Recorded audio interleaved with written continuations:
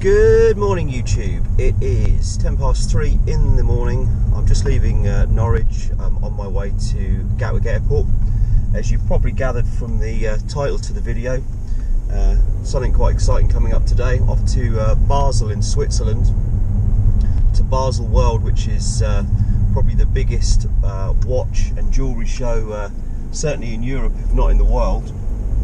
And I've got a pretty special appointment later on today.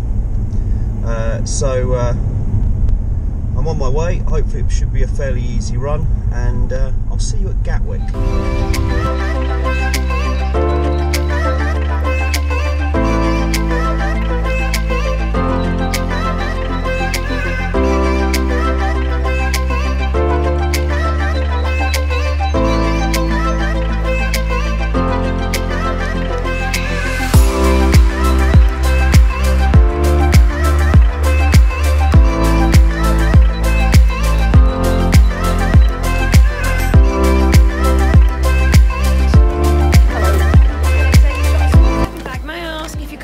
Under the seat rather than over the top today, because we've got very limited space. Of course, yeah.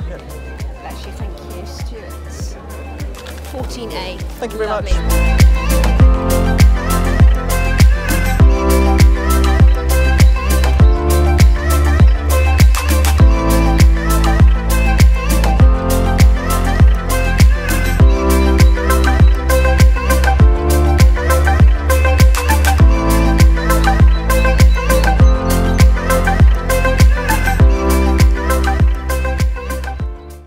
So I've arrived safely in Basel, Switzerland.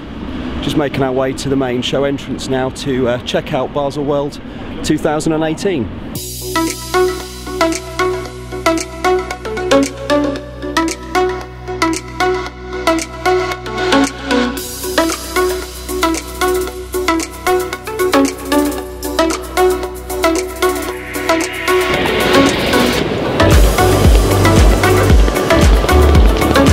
The show is huge.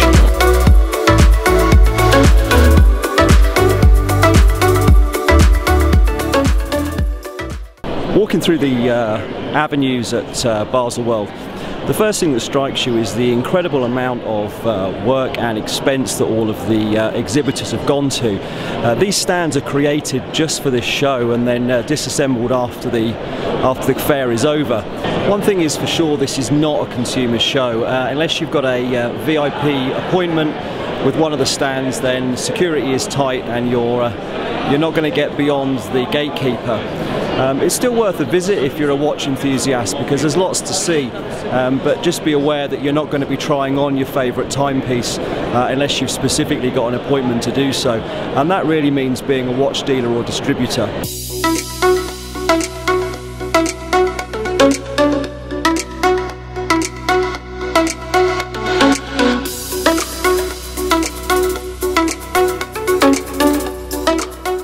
So Hall 1 at the show is dominated by the major luxury brands. Breitling, Omega, Rolex are all in this hall. Walking down the avenues, we've got people like Tissot and Oris in here as well. Some of the other halls are more mainstream brands like Seiko, and you've also got offerings from the digital and smartwatch market.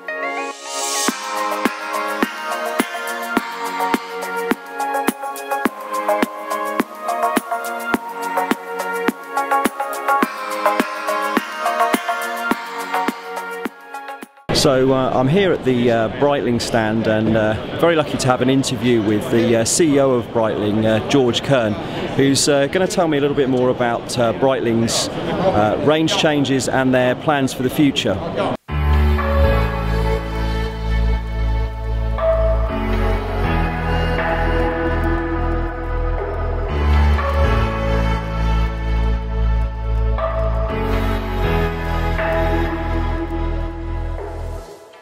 I'm very grateful to be joined by Mr. Kern, the CEO of Breitling. Thank you very much for taking the time to speak to us today. How are you finding the fair this year, and how has it differed from previous years for you? Well, personally, it's the first time of course. I'm back in Basel since 15 or 20 years, so it's a different feeling, but it's doing very well. I'm very happy about the response. on the products, on the also adjustment in our image. Though I mean, you see it how we've decorated the booth, going into that direction from our boutiques. You know, a little bit more industrial style, loft style. But above everything, it's really the product, which is extremely well perceived as being structured in a more simpler way, as being structured in a very clear and understandable way, with, of course, less choice but clearer choice, and overall beautiful improvements on the dial, small improvements, and you can change many things with details. New color combinations on the Navitimer 1, beautiful lounges like this 38, which I'm not going to call ladies line, so it's a unisex line, and of course the Navitimer Super 8, which has been also well commented, but everybody understands where we're going. The retailers are extremely happy and are supporting us tremendously. Fantastic. So there's obviously been some changes to the brand and the marketing, the way that you've you know, the new website, which is very clean looking. It's very user friendly. There's obviously been, as with any changes in any company, there's positive and negative comments, of course, and every brand has to change and evolve, otherwise you become stale. So for the historic Breitling owners that are perhaps worried about the direction of the company, how are you feeling that you're sort of balancing the new marketplaces with also keeping the old Breitling owners happy?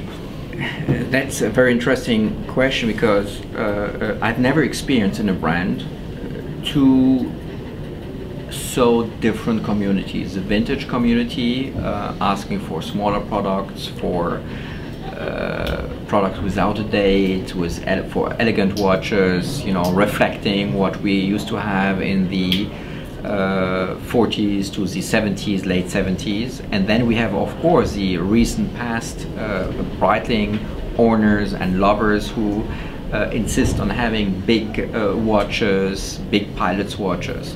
And I think the aim of the new team is to bridge both communities. Yeah. I don't think that one excludes the other. I think we can perfectly have more classic watches, which I think we need to gain new customer base in Europe and in the United States. And this will help us to reach out to our customer base in Asia. But you can also have big pilot's watches. It's why we've launched the Super 8, which is a 46mm diameter with the bezel. It's 50mm, yep. But which is inspired by one of our classic products of the 1940s. So I think you can do both, and this is what we want to do in joining both communities and both wishes and tastes.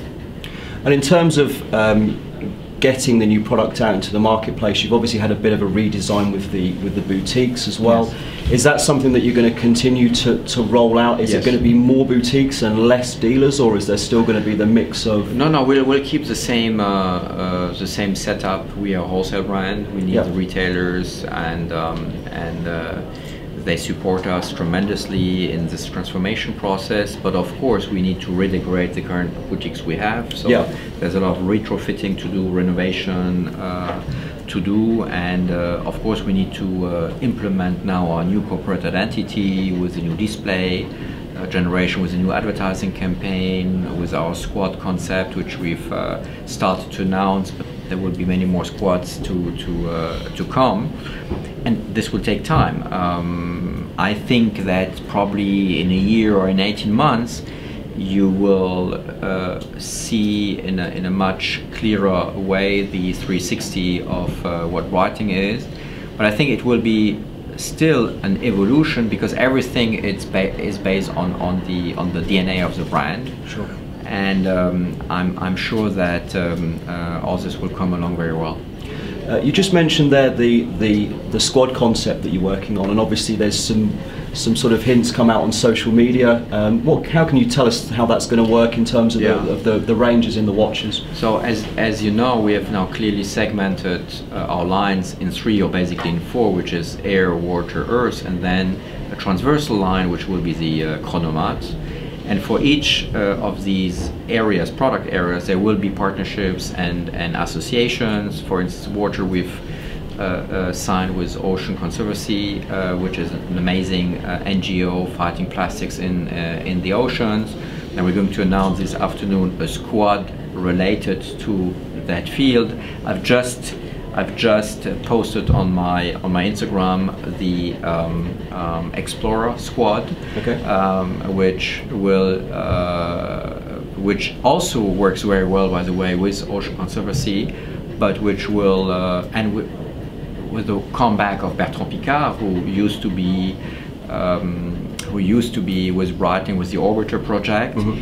And with this squad, we will emphasize much more on the professional, on the instruments for professionals.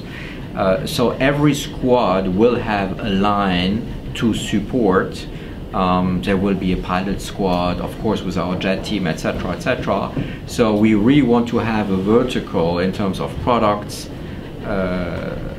marketing, and testimonials, or squads supporting these different lines. And we started yesterday, and there will be many more squads announced in the coming days.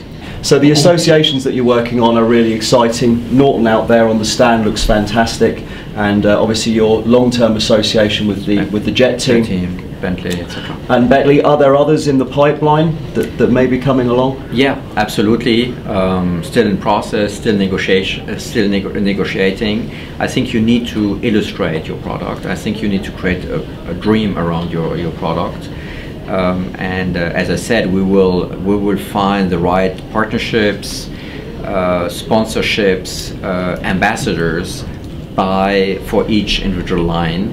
To help the communication around that line. Sure. You mentioned Ocean Conservancy, which is a fantastic association to have.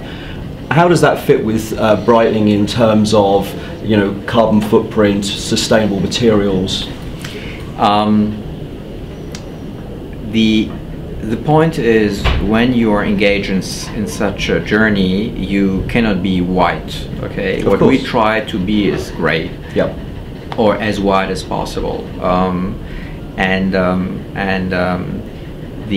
The objective ultimately for us is to become a carbon neutral company.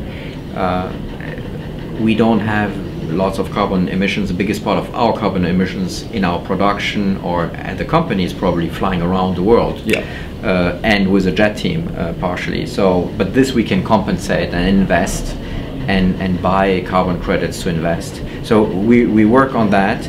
We need the right balance of what is important in our current society, what young people want, but also some action, sportiness, what the brand stands for. So we don't want to be a vintage brand, we don't want to be an Asian brand, we don't want to be a Western brand, we don't want to be an eco brand, we don't want to be a pilots brand. We want to have the right balance of everything and create something which is attractive for many people who are looking for products between $3,500 and $8,000 US. Yeah, so that kind of links in there's been a few comments on social media around this simplification in a way of the website in terms of the individual selections of multiple straps, etc., with different models. Is that sort of with the view to making shopping for a Breitling a simpler, easier process by simplifying that? Yeah, I think first of all we need to recognize the reality of the market. At the end of the day, let's take bracelets, stripes, sorry. At the end of the day, 99% of the purchases are either black, blue or brown. Right. That's it. And especially for men, by the way, the best thing in selling a watch to a man is not to overload him with choices. It might be a little different with women, but men like to have a very simple approach. And I believe in diversity in lines and in simplicity of references and offers within the lines. So I would like to have the distinction between diving watches, pilots watches, more elegant watches or female watches, but within these lines having a very reduced offer to make it simple and this is what we're trying to do. I think there was some fear initially, which has been very much allayed recently by some of your Instagram posts, etc. People were worried maybe that the bigger watches were going away. That's been very much addressed by some of the posts that you've made in the last 24 hours, for sure. So, as one sort of final question to wrap up here, there's some stunning new product that we've been shown today, and we really appreciate that. So I'm going to put you on the spot now and ask you, from everything that we've got laid out in front of you, if you had to pick one watch, which would it be? For yourself. I'm lucky because, I mean, I obviously... You can have whatever you want, right? Actually, I tell you the ones I choose for the fair. So it's this one, okay?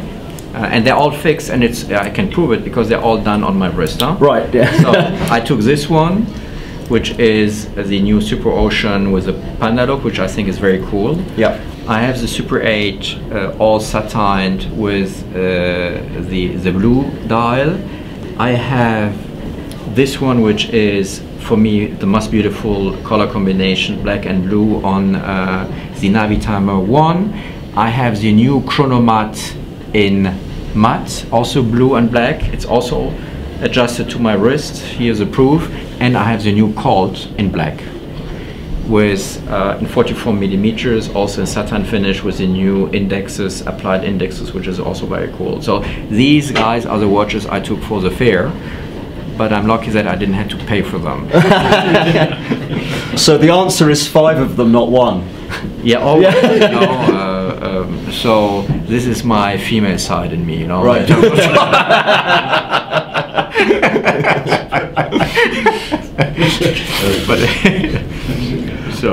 Fantastic. Just to wrap up, I just want to say that I think the fact that you're very much engaging with social media is phenomenal. I think it's quite rare for a CEO of a major multinational company to actually take that stand, and I appreciate the fact that you're allowing a simple vlogger to do some YouTube filming with you today, because hopefully it's going to get out to the people that actually buy the product. So thank you very much. Thanks. Thank you. Well, it's been an absolutely incredible day at Baselworld 2018. Breitling were fantastic with their hospitality, and the interview with Mr. Kern I think went pretty well. So it's now time to head for the airport to fly back to the UK.